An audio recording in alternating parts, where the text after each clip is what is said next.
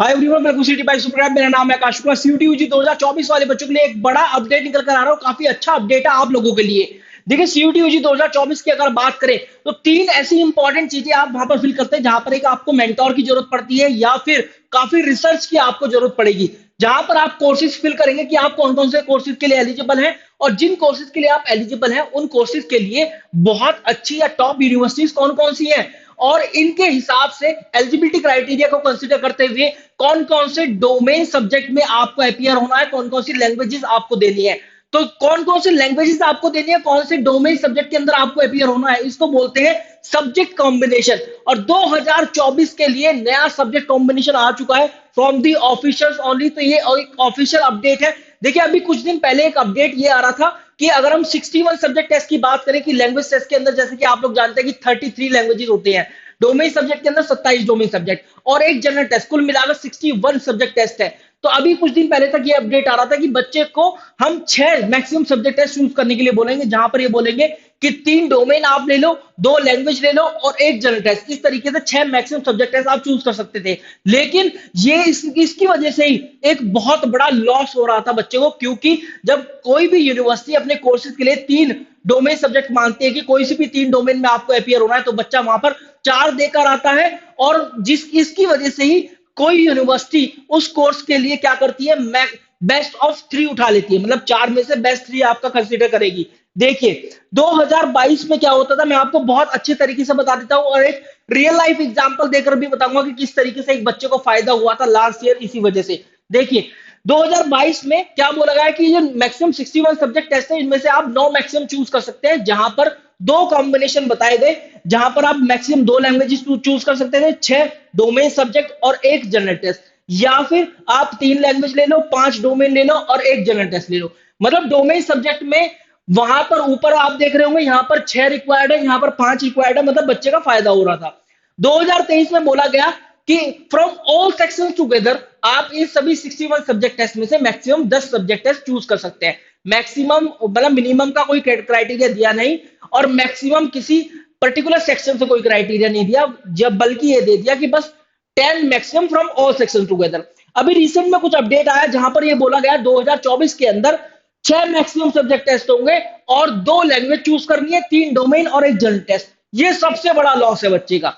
मतलब 3 डोमेन अगर कोई बच्चा सेलेक्ट कर रहा है तो उसके पास ये अपॉर्चुनिटी चली जाएगी बेस्ट ऑफ 3 पिक करवाने की। देखिए, मैं आपको रियल लाइफ एग्जांपल देकर बताता हूं कि लास्ट ईयर दिव्यांश करके एक बच्चा था, तो उसका डोमेन थे क्लास 12 के अंदर फिजिक्स, केमिस्ट्री, मैथमेटिक्स और फिजिकल एजुकेशन।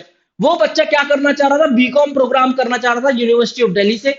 मैंने रामजस कॉलेज सजेस्ट किया था और उसको बोला कि तू 4 डोमेन फिल कर, क्या पता तेरा कहां लग जाए, क्योंकि बीकॉम प्रोग्राम का एक एलिजिबिलिटी क्राइटेरिया ये भी कहता है कि लैंग्वेज प्लस एनी 3 डोमेन। तो वो फिजिक्स का पेपर देखा 190 नंबर 200 में से, केमिस्ट्री का पेपर देखा 185 200 में से, मैथमेटिक्स का पेपर देखा 195 200 में से, फिजिकल एजुकेशन 188 200 में से, और इंग्लिश का जब उसने पेपर दिया 199.67 करके मार्क्स थे उसके, जो कि 100 परसेंटाइल थे उस समय पर, 200 में से। अब आप देखिए, जब बीकॉम प्रोग्राम का एलिजिबिलिटी क्राइटेरिया कंसीडर करते हुए यूनिवर्सिटी ऑफ दिल्ली ने उसके मार्क्स उठाए, तो सबसे पहले तो उठाया लैंग्वेज का 199, फिर उठाया 195 जो कि उसके मैथमेटिक्स का स्कोर था, फिर उठाया 190 जो कि उसका फिजिक्स का स्कोर था, और फिर उठाया उसका 188 जो कि उसका फिजिकल एजुकेशन का स्कोर था।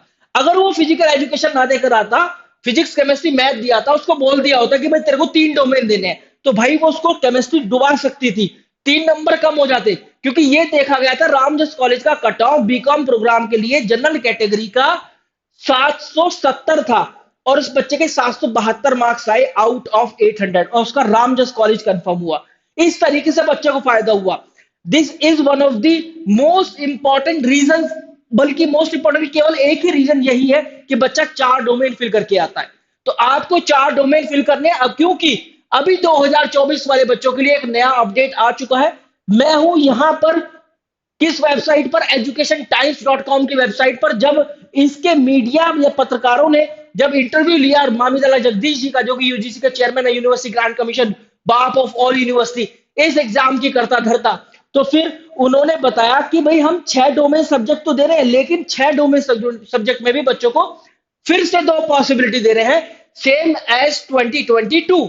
दो पॉसिबिलिटीज क्या है, देखिए बहुत ध्यान से, मैं इसको जूम करके दिखा देता हूं कि 4 डोमेन, एक लैंग्वेज और एक जनरल टेस्ट, कितना बना, 6 बना।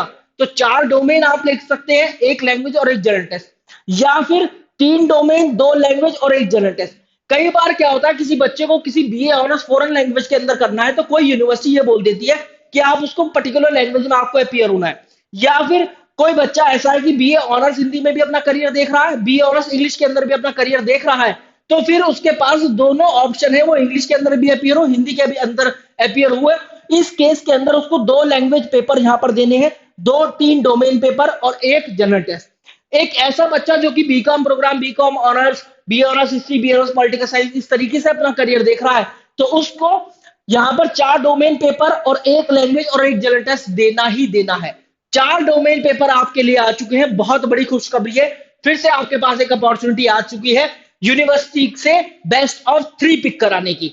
सो guys, this was the update that I wanted to tell in this video. Hope this video help, और लाइक कीजिएगा, शेयर जरूर कीजिएगा, सब्सक्राइब कीजिएगा चैनल को अगर आपको ये वीडियो यूजफुल लगा है। Thank you very much.